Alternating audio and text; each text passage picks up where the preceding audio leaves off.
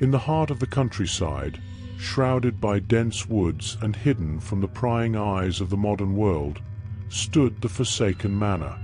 Built in the early 1800s, it was once the pride of the wealthy Cromwell family. Now, it was a crumbling relic of a bygone era, abandoned and forgotten by time. Local legends whispered of dark events that transpired within its walls, and few dared to venture near. It was a foggy autumn evening when Emily received the invitation. The envelope was old-fashioned, sealed with a wax stamp bearing an intricate C. The letter inside, written in elegant cursive, invited her to spend a weekend at Forsaken Manor. It was signed by a distant relative she had never heard of, Eliza Cromwell. Intrigued by the mystery and eager for a break from her mundane life, Emily accepted. Emily arrived at the manor just as the sun began to set, casting long shadows over the overgrown gardens. The wrought iron gates creaked as she pushed them open, and a chill ran down her spine. The manor loomed ahead, its windows dark and lifeless. She could feel the weight of history pressing down on her as she approached the front door. Alexander greeted her with a warm smile, though his eyes seemed distant. He was a tall man in his late 50s, with graying hair and a sharp, angular face. He led her inside, where the grand foyer still retained some of its former glory. Chandeliers hung from the ceiling, and dusty portraits lined the walls, their eyes seeming to follow her every move. After a brief tour of the manor, Alexander showed Emily to her room. It was a large, opulent space with a four-poster bed and heavy velvet curtains. A fireplace crackled in the corner, casting flickering shadows on the walls. As she unpacked, Emily couldn't shake the feeling that she was being watched. That night, she was awakened by strange noises.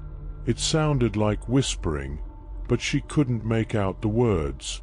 She sat up in bed, straining to hear. The whispers grew louder, more insistent. It seemed to be coming from the walls themselves. Terrified, Emily pulled the covers over her head and eventually drifted back to sleep. The next day, Emily explored the manor more thoroughly. She found an old library filled with dusty books and peculiar artifacts. One book in particular caught her eye.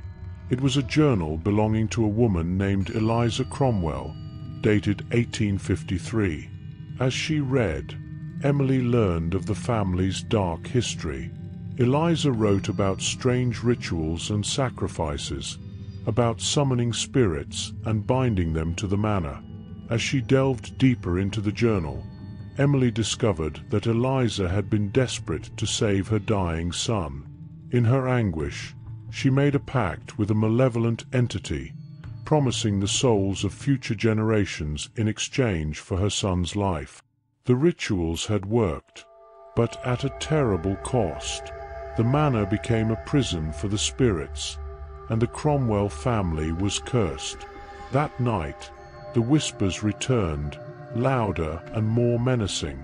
Emily felt a presence in her room, watching her, waiting. She could see shadowy figures moving in the corners of her vision, but they vanished whenever she turned to look. Fear gnawed at her, and she knew she had to leave the manor. But as she tried to pack her things, the door slammed shut, trapping her inside. Panic set in as she banged on the door, screaming for help. The whispers grew into a cacophony, voices overlapping and echoing in her mind. She felt a cold hand on her shoulder and turned to see a ghostly figure, its face twisted in agony. Desperate and terrified, Emily remembered the journal. She ran to the library, searching for any clue on how to break the curse. In the final pages, Eliza had written about a ritual to banish the spirits, but it required great courage and sacrifice. Emily knew she had no choice. With the journal in hand, she gathered the necessary items and made her way to the grand hall. The spirits surrounded her, their ghostly forms flickering in and out of existence. She began the ritual, chanting the ancient words Eliza had written. The air grew cold, and the shadows pressed in, trying to stop her. But Emily persisted, her voice growing stronger. The spirits howled in rage and despair, but one by one they began to fade. The whispers turned into screams, then silence. As the last spirit vanished, the manor seemed to breathe a sigh of relief. Exhausted and shaken, Emily collapsed to the floor. Alexander found her there, unconscious but alive. When she awoke, the manor felt different, lighter almost. The curse had been lifted, and the spirits were finally at peace. Alexander thanked her, revealing that he had known about the curse but lacked the courage to face it himself.